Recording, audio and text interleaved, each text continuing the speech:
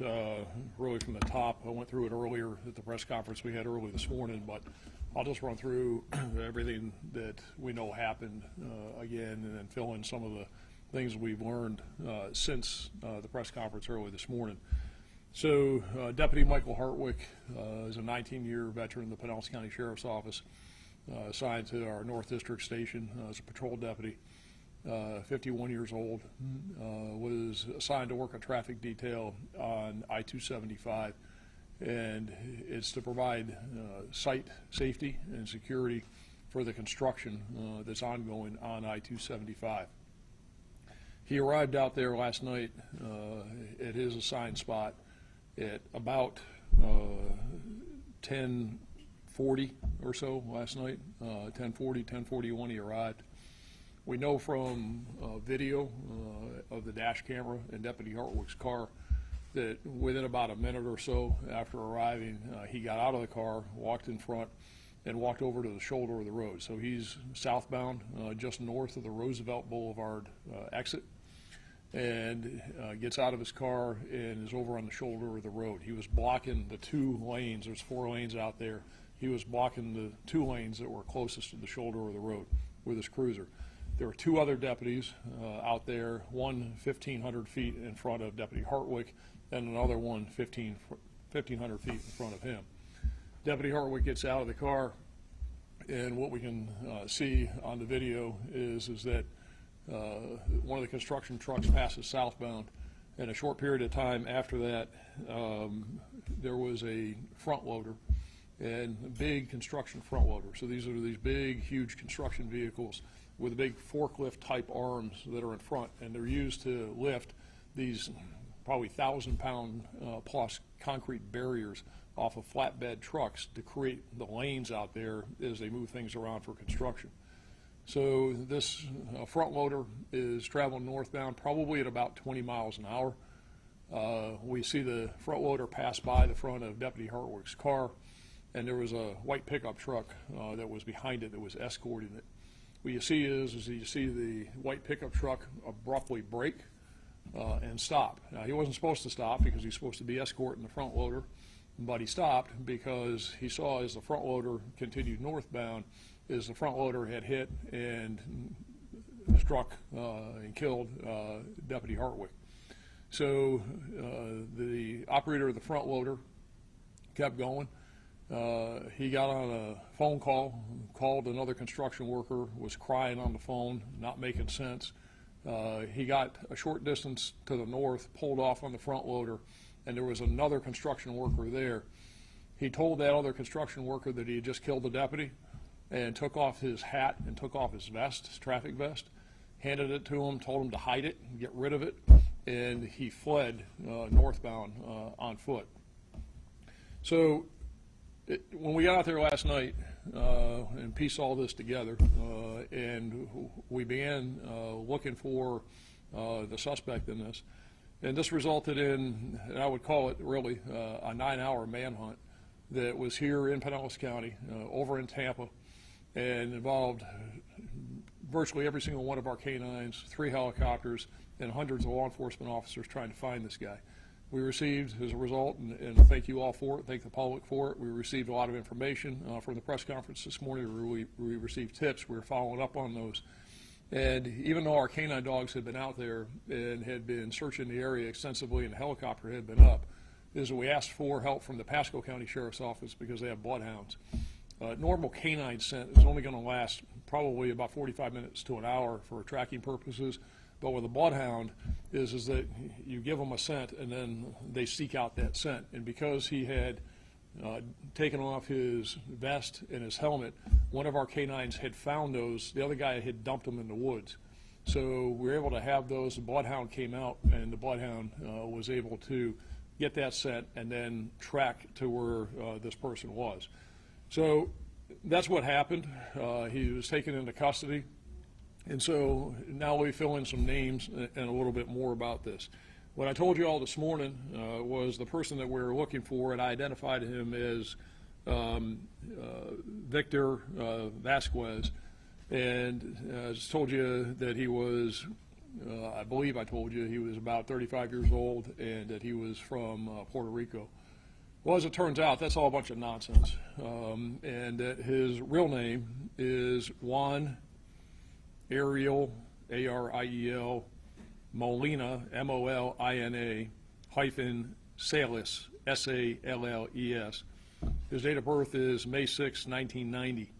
So as we find out that this guy entered the country illegally on October 25th of 2021 in Eagle Pass, Texas. He was turned around by the Border Patrol and sent back to Mexico. There is no record of him ever legally coming back into the United States, and he is here illegally. He admitted to us that he has been here in the U.S. He came back in through the Texas border. He is here illegally, and he's been here in the Tampa Bay area since about March of this year. The guy that he gave his hard hat and his vest to, he originally tells us that his name is Glidden Soto, and he gave a date of birth of June 27th, 1986. Well, it turns out that that's all a bunch of nonsense, too, and that his real name is Eliezer, E-L-I-E-S-E-R, A-U-R-E-L-I-O. Last name is Gomez hyphen Zelaya, Z-E-L-A-Y-A, and his real date of birth is 5/8 of 91, and he too is here illegally, and he's from Honduras. So this guy, Eliezer, we've charged him with a felony of accessory after the fact. We've charged Molina Salas with leaving the scene of an accident involving death. It's a first-degree felony with a 4-year minimum mandatory in state prison. So what we find also is that there were a lot of construction workers out there last night, a lot of people out there. The majority of them were lying to us. The majority of them were giving us false names. They were hindering the investigation, not giving us answers to the questions that we needed. And importantly, they're all giving us fake names, like these guys were giving us fake names. All of these people are working for Archer Western, which is a contractor apparently doing work for the Florida Department of Transportation out of Tampa. And this company's employing all of these illegals, and they're all out there lying, giving us fake names, fake IDs, a lot of fake IDs out of North Carolina, and they're really frustrated with this investigation. And this guy that we have in custody, again, he is here illegally, and he fled, as he said, because he became afraid after he killed the deputy. But he clearly knew he killed the deputy, because when he was hunkered down out there last night, he had his cell phone on. We had some ways of tracking what he was doing with his cell phone, and he was calling people over in Tampa, and he actually called his roommate, who's another guy that's here illegally. He came over and tried to pick him up, and he actually saw all of the law enforcement activity, called him back and said, "I'm not getting involved in this," and he turned around and went back to Tampa. So we were interviewing people in Tampa, chasing this thing around all day. But the essence of it is what I told you. Deputy Hartwick gets hit. Molina Salas flees, hides from law enforcement, and you got a bunch of illegals working for this state contractor out there who shouldn't be here, and they shouldn't be working, and they shouldn't be out there doing this. And this guy was going, I think, too fast for this thing. And again, he knew he hit a deputy, and as opposed to stopping, rendering aid, accepting responsibility for what he did, is that we had to chase him around and sift through all this nonsense with all these people lying, providing fake IDs, and we spent about 9 hours out there chasing this thing down. But very thankfully, all the members of the Pinellas County Sheriff's Office and other law enforcement agencies in Pinellas County that participated in this. I was over in Tampa for a while this morning with the Tampa Police Department, and thank Chief O'Connor and Chief Holloway from St. Pete and all the other agencies that helped us. But we got this guy. He is in custody. He'll be booked into the county jail later today. We put something out on this earlier, but at 3:30 this afternoon, Deputy Hartwick will be moved from the medical examiner's office next door to the Doby's Funeral Home in Tarpon Springs, and there'll be a procession that goes here on Ulmerton Road to the east, north on 19, to Tarpon Avenue. So anybody that wants to pay their respects to Deputy Hartwick as he is escorted from the medical examiner's office to the funeral home, I think that would be much appreciated by all members of law enforcement. Mike Hartwick was a cop out there doing his job. He dedicated his 19 years of service to protecting the people in Pinellas County, and he shouldn't have died this way. Questions?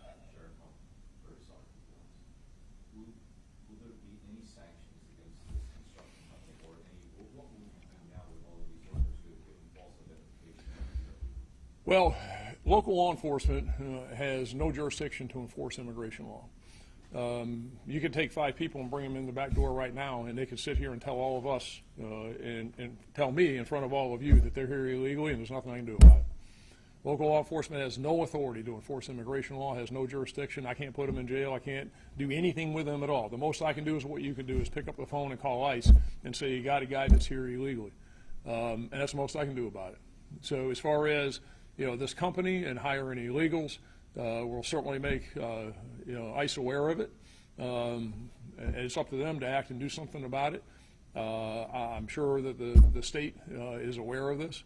I made a phone call to let people know what happened with this contractor, and what the state does with it. I don't have any control over that, but this is wrong. Does it change anything in the charging process that these 2 men are not? So we already received a detainer on him from Federal Immigration, and all that means is that at some point in time, if he's ever released, we would not release him because they put a detainer on him, and then they would come pick him up. Now, what happens from there, I can't tell you, and I don't know. So he's going to sit on these charges, and we'll see. He's still here in the building now. He's not been booked into the jail yet. We'll see what kind of bond he gets and see what a judge does as far as a bond is concerned. But if he were to try and bond on the state charges, the immigration detainer would kick in. If he doesn't bond, he'll sit. It'll go through the process in state court. Should be, assuming he's convicted. Like I said, it's a first-degree felony. The maximum statutory penalty is 30 years in state prison, but it carries a 4-year minimum mandatory. So after that period of time, that detainer goes with him to the state prison system, and then ICE would pick him up when he gets released from the state prison system. But as it shows here, this doesn't work. Is that he was already deported once and came back, just like so many of these people do. So. Sheriff, this has to make you so angry, knowing that he should not only should have been in the country, but he shouldn't have been behind the wheel of that, right. Machine. He doesn't have a driver's license. He's got nothing. He shouldn't have been here to begin with, and he certainly shouldn't have been driving, and he shouldn't have been working. He's got, which makes you wonder, again, with all of this, and he has no qualifications to drive a front loader. And, what he said is that what he told those people is that back in Honduras, he worked some construction, and he knows how to operate this thing. So they said, go ahead. I mean, is that really what these contractors are doing? Is that how they're doing business? And they're just taking all these people who don't have a driver's license. And in fact, what he gave the employer, this fake ID that he gave them, wasn't even a driver's license. It's a fake ID card, supposedly from the state of North Carolina, but it's all bogus. And then they accept that and they let this guy get behind the wheel? Really? Just to confirm, is he from Honduras but came here through Mexico? Correct. Just like they all do. They come up through the border. They come up through that pipeline through Central America. And he's from Honduras. And just about all these people are from Honduras. And they came up through the Mexican border. And then they came here to Florida. It's in Tampa. The address, I don't have the address in front of me. It's Archer Western in Tampa. Sheriff, can you tell us a little bit about Deputy Hartwick? Yeah, like you said, Mike is one of those guys, been here for 19 years, career patrol guy. People take different paths throughout their careers. Mike was in patrol. Good guy, hard worker, did his job. He's got 2 sons, 24 and 26 years old. His mom's still around. He, is somebody that, I would describe as just a cop doing his job.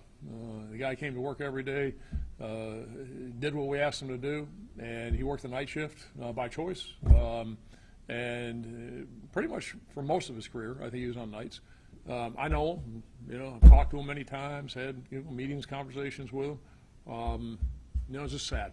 It really is, and it just leaves a knot in my gut. I mean, I look at this as, really, this is 2 times in 18 months now. We go 109 years without a line of duty death, and now you get 2 in 19 months. But that's what it's the nature of the business. It happens. But I can tell you, I'm very proud of all the work that the members of the Pinellas County Sheriff's Office did last night and today. They're all professionals. They worked hard to make sure that we properly investigated this and got the bad guy in custody, 2 of them, where they belong. And that's out of respect for Mike, to make sure that when this happened that we conducted ourselves professionally and took the appropriate action. But, again, Mike's one of those guys that did his job and was doing his job out there last night. And, we thank him for his service, and now it's time for us to offer our respects to him and offer our thanks to him as we plow through the next few days into next week and have a funeral service and go through that process. We were just here a few days ago talking about mental health and, making sure that our deputies are feeling good mentally. What kind of a toll does this take, now that you've had 2 of your deputies lost? Well, it's a toll. There's no question about it. I mean, it's hard. It's not good. But we're professionals. We'll do our job and we'll get through it. And everybody here who has worked this thing last night and today, and as we now plan for a funeral and services for Mike, and we'll get the job done the way it needs to get done. A lot of times these jobs that he was on last night, is that part of their shift, or is it special duty, or? This is what you would call special duty. It's all, it's all on duty. It's paid through the sheriff's office. He's on duty, driving a marked car, logged onto the system, wearing a uniform. It really doesn't matter. That's not a distinction. He was a cop out there doing his job, providing, and sometimes even on those things, sometimes, that line gets blurred, whether he's on-duty people or people are coming in and working details, but that's really not a distinction at all. What's your message to his family and, coworkers who are very close to him? We're here for you. We got to all here. We got to all be here for each other. And that, as I went up and talked to his family this morning, late this morning, early this afternoon, we're all family, and we're going to be here and help you get through it. Be here for you today, tomorrow, next week, next month, next year, and we'll never forget Mike, and never forget his service, and there's no words. There's no words. So we just need to be there for them and help them through this. Sheriff, I'd be willing to bet that Archer isn't the only company that hires a veteran doing background checks. What would you want the other companies that are doing the same type of practice to